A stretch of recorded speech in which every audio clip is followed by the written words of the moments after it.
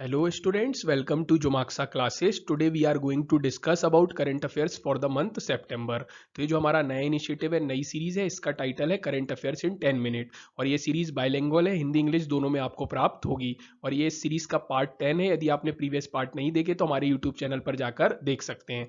आपकी जो भी क्वेरी हो इस ईमेल आईडी पे आप सेंड कर सकते हैं। ये हमारा इंस्टाग्राम है और ये हमारा टेलीग्राम चैनल है, जरूर ज्वाइन कीजिएगा ताकि आपको हमारे अदर वीडियोस की लिंक प्राप्त हो सके। तो चलिए इंडेक्स पे डिस्कस करते हैं कि आज अपन किन किन करंट अफेयर्स को देखेंगे। सबसे पहले अपन lifestyle for the environment movement पे बात करेंगे, जो जीएस पेपर 3 में एनवायरनमेंट और बायोडाइवर्सिटी के लिए एक इंपॉर्टेंट टॉपिक है। उसके बाद अपन क्वाड ग्रुपिंग पे बात करेंगे, जो कि जीएस पेपर 2 पॉलिटी के लिए एक इंपॉर्टेंट टॉपिक है। लास्ट में अपन कुछ महत्वपूर्ण प्रीलिम्स के तथ्य देखेंगे which is very useful for your prelims exams.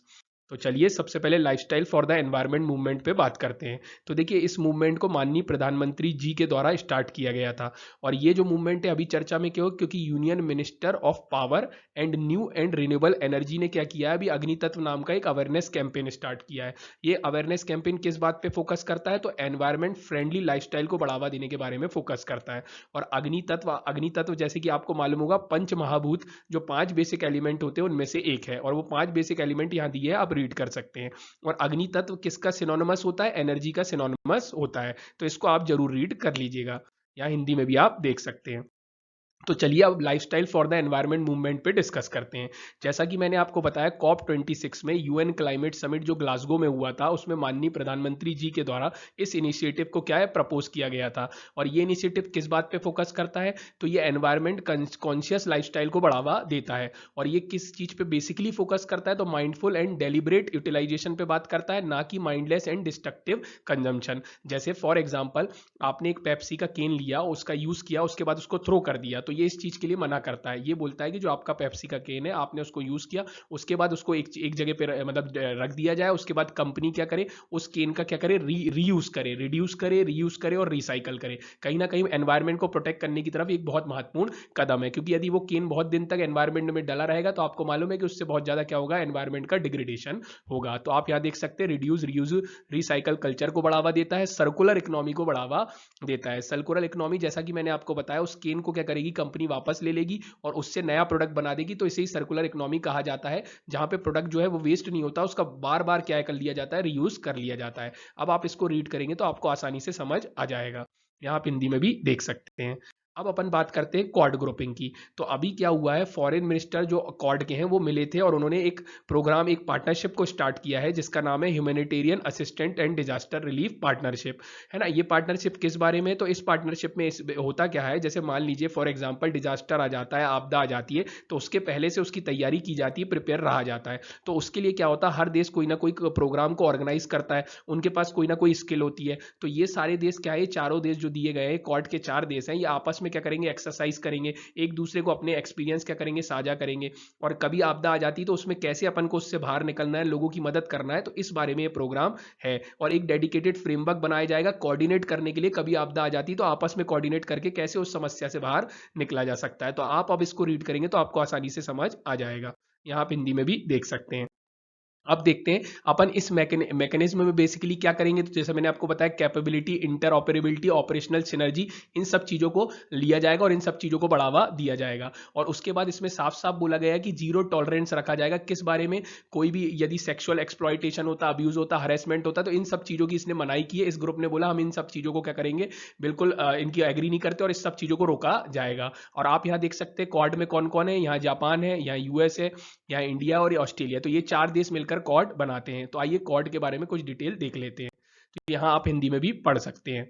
अब अपन बात करते हैं क्वाड की। तो क्वाड का फुल फॉर्म है, या Quad stands for quadrilateral security dialogue. तो इसमें 4 मेजर डेमोक्रेसीज हैं, India, Australia, US and Japan, इन चारों का एक ग्रुप है। और इन लोग मिले हैं तो कुछ ना कुछ इनका बेसिस फिलॉसफी में कुछ कॉमन होगा। तो इनकी फिलॉसफी में ये कॉमन है, 2 चीजें कॉमन है। पहली बात तो ये चारों डेमोक्रेसी, और दूसरी बात ये चारों कहीं ना कहीं जो अपना ये जो सी रूट है या इंडो पैसिफिक रीजन है, इसको प्रोटेक्ट करने के लिए आगे आए और इसको प्रोटेक्ट करने के लिए एक साथ मिले हैं। और ऐसा भी कहा जाता है और माना जाता है, कई विशेषज्ञ कहते हैं कि जो चाइना का one belt one road initiative है, उसके काउंटर के लिए क्वाड शुरू किया गया है। लेकिन अब ये सबका अपना अपना मत होता है, तो अपना अपना ओपिनियन है। और यहाँ एम क्या है इसका, free open and prosperous Indo Pacific region, जैसा कि मैंने आपको बता दिया। अब इंडिया का स्टैंड क्या है, तो इंडिया ये बोलता है quad is not a military alliance, India के लिए वो मिलिट्री अलायंस नहीं है, बल्कि वो इंडिया के लिए क्या है, तो कॉपरेशन, मल्टीलेटरल कॉपरेशन करने का एक प्लेटफॉर्म है, जहां ह्यूमैनिटेरियन असिस्टेंट और एंटी स्मगलिंग एक्सरसाइज को, ह्यूमैनिटेरियन असिस्टेंस को बढ़ावा दिया जाता है और एंटी स्मगलिंग एक्सरसाइज को भी बढ़ावा दिया जाता है। इसलिए भारत इनसे मिला, इनसे कोऑर्डिनेट कर रहा है।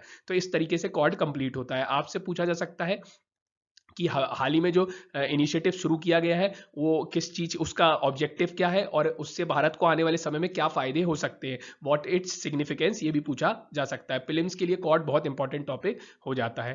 तो चलिए यहाँ हिंदी में भी आप देख सकते हैं। चलिए तो अब अपन इंपॉर्टेंट प्रीलिम फैक्ट पर चर्चा करते हैं। सबसे पहला है एवलांचे मॉनिटरिंग रडार। तो यहाँ आप इसकी इमेज देख सकते हैं। ये भारत में अपनी तरीके का पहला है। कहाँ पे लगाया गया है, नॉर्थ सिक्किम में लगाया गया है। क्या करता है, तो डिटेक्ट करता है एवलांचेस को। एवलांचेस क्या होते हैं, तो जैसे आपने हिली एरिया में देखा होगा कि रॉक स्नो जो होते हैं वो फिसल कर नीचे आ जाते हैं, जिनसे क्या होता है, कहीं ना कहीं एक्सीडेंट होने की संभावना होती है। तो उसी को रोकने के लिए इसको बनाया गया है, और वो भी आर्मी को सेफ रखने के लिए बनाया गया है, क्योंकि आर्मी हिली एरिया में डिप्लॉय होती है, तो उनका कोई एक्सीडेंट ना हो जाए, कोई दुर्घटना हो जाए, उससे बचाव के लिए इसको लगाया गया है। और आप यहाँ पे देख सकते हैं किस किस ने मिलकर इसको ऑपरेशनल बनाया है। तो इसको रीड जरूर कर लीजिएगा, यूपीएससी प्रीलिम्स में ये पूछा जा सकता है।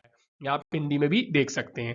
अब अपन बात करते हैं दूसरे प्रीलिम्स फैक्ट की तरफ, जो है RTIS, real time train information system. तो इसको इसरो ने और इंडियन रेलवे ने मिलकर क्या किया है, डिप्लॉय किया है, डेवलप किया है। ये क्या करता है, रियल टाइम ट्रैकिंग करता है ट्रेन की, और पैसेंजर को इंफॉर्मेशन दे देता है 30 सेकंड के अंदर, ट्रेन के मूवमेंट को कवर करके इंफॉर्मेशन प्रोवाइड कर देता है। और यहाँ पे आप इसको यदि रीड करेंगे तो आपको सारी इंफॉर्मेशन क्लियर हो जाएगी। तो इसको रीड जरूर कर लीजिएगा।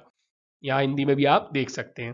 अब अपन बात करते हैं ट्रैकोमा की। तो मालवी जो है वो पहली कंट्री बन गया है साउथ अफ्रीका में जिसने ट्रैकोमिया को क्या कर दिया, एलिमिनेट कर दिया है। भारत ने 2017 में ही ट्रैकोमा को एलिमिनेट कर दिया था। ट्रैकोमा एक बैक्टीरियल डिसीज है जो कि क्लैमिडिया ट्रैकोमेटिस नाम के बैक्टीरिया से होती है, और काय का इन्फेक्शन है, तो ये आई का इन्फेक्शन है। तो आपको ये ध्यान रखना है, प्रीलिम्स के लिए बहुत इंपॉर्टेंट फैक्ट है। यहाँ आप हिंदी में भी देख सकते हैं। अब अपन बात करते हैं न्यूट्री गार्डन्स की। तो पोषण वाटिका या न्यूट्री गार्डन्स, तो अभी ये बनाए जा रहे हैं। क्यों बनाए जा रहे हैं, ताकि इन्हीं गार्डन्स में क्या होगा, सारे जो फ्रूट्स हैं, वेजिटेबल है, मेडिसिनल प्लांट है, हर्ब्स हैं, इनको लगाया जाएगा, इनको उगाया जाएगा, और इन्हीं को क्या किया जाएगा, यूज किया जाएगा। इससे क्या होगा, उधर लोकल एरिया के जो लोगों की जो है सेल्फ रिलायंस बढ़ेगा, उनको बाहर बाहर डिपेंडेंट नहीं होना पड़ेगा, खुद ही वो अपने यहाँ पे सारी चीज़ों को क्या करेंगे, उगाएंगे, और जिससे क्या होगा, उनका हेल्थ सेक्टर में भी इंप्रूवमेंट देखने को मिलेगा। और न्यूट्री गार्डन क्या है, एक advance form of kitchen garden है, जिसमें फ्रूट्स और वेजिटेबल उगाए जाते हैं, उनको फूड के तरीके से भी यूज़ किया जाता है, और उनको बेच के इनकम को भी जनरेट किया जाता है। और आपको मालूम होगा कि इसको पोषण अभियान के अंतर्गत स्टार्ट किया गया है, और पोषण अभियान आपको मालूम होगा 2018 में शुरू किया गया था। और आपको ये चीज़ जरूर ध्यान रखनी है, और इसको प्रीलिम्स में पूछा जा सकता है। या हिंदी में भी आप देख सकते हैं। अब अपन बात करते हैं महारत्न स्टेटस टू REC। तो REC क्या है, रूरल इलेक्ट्रिफिकेशन कॉर्पोरेशन है।